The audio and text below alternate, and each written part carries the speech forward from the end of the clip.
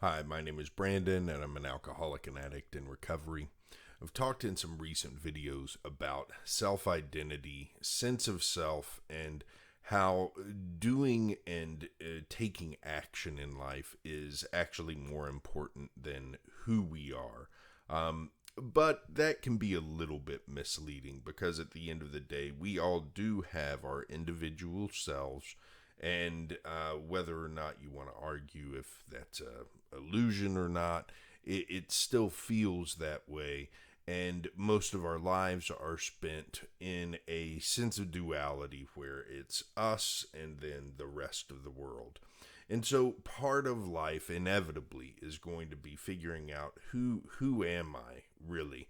And one of the reasons that I've focused in recent videos about the importance of action is that it's not necessarily the self-discovery itself that's important, but the way we go about doing that's important.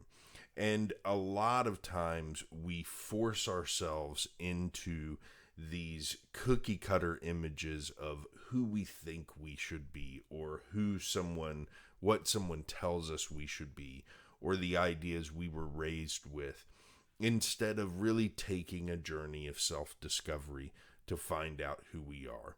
The question is, how do you take that journey? And Mark Epstein addresses some of that in Going to Pieces Without Falling Apart today. I'm just going to read a few quotes that stood out to me when I was reading through this. The first thing that stood out, especially as someone in recovery from substance use disorders, is most of us have to free ourselves from overlearned responses that become habitual and restrictive.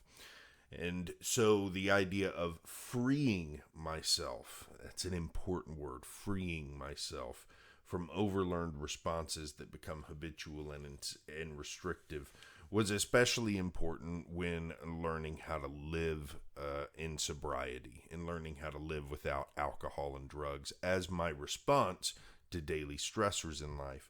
But it's also important in little things. I find myself, for example, having to free myself from judgment of others. That's a great example. I used to be very, and still can be, very judgmental of other people and the way they're living their lives and the way they're doing particular things. And that was especially true in my active addiction. And these days, I've really made it very important to me to recognize when I'm judging someone else and let go of that and take a step back. And instead, try to appreciate that person, sympathize with that person, be compassionate towards that person. Number one, I find feelings of compassion, of sympathy, much more satisfying in general than feelings of judgment, feelings of condescension. And so I enjoy those feelings more. And number two, they lead me down a path that is more in line with the person that I want to be, with the self that I want to manifest in life. The next thing he said that stood out was, one of the most important tasks of adulthood is to discover or rediscover the ability to lose oneself. To do this, we must understand the difference between unintegration and disintegration. So I'm going to focus more on, he talks about unintegration and disintegration in relation to psychotherapy. I'm going to focus more on that first line, which is, one of the most important tasks of adulthood is to discover or rediscover the ability to lose oneself. And that's always been something that I've struggled with, being able to lose myself in the moment, being able to lose myself in the world around me. And I think that part of the reason that this has been difficult is that I had this notion from early adulthood and even my childhood that I needed to make decisions about who I was going to be and what I was going to do, and then work toward those. And that was what I was going to do. and I didn't have as much of a sense of going with the flow as I should have. And so being able to lose myself and to discover myself by losing myself and just letting the world around me kind of guide me rather than trying to control everything and drive everything in my life toward a singular end point, that's become really important.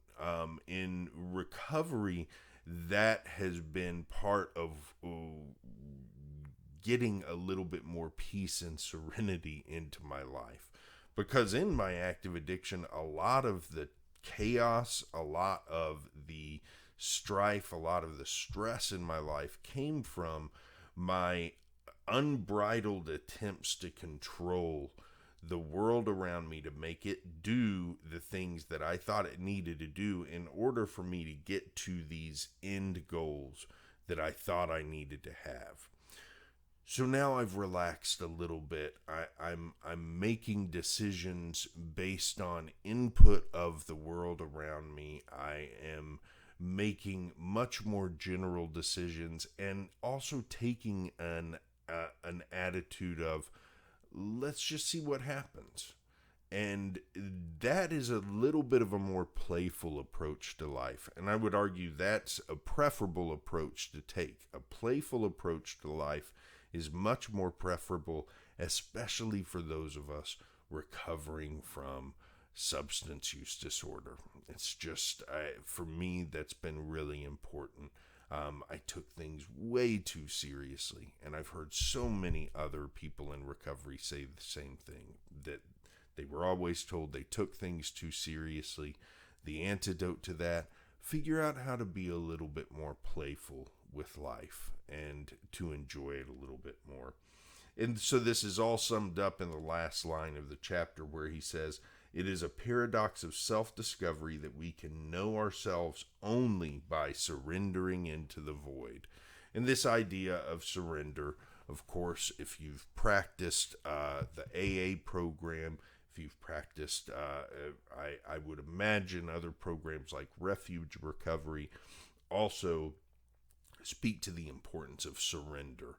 The idea of surrender is very, very critical, not only in programs of recovery, but in life in general.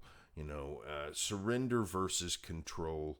We try to control the world around us, and we end up locking ourselves in these prisons. A lot of us in recovery, when we experienced these prisons in our addiction, they were accompanied by mass amounts of booze, drugs, and we ended up causing nothing but chaos in our lives.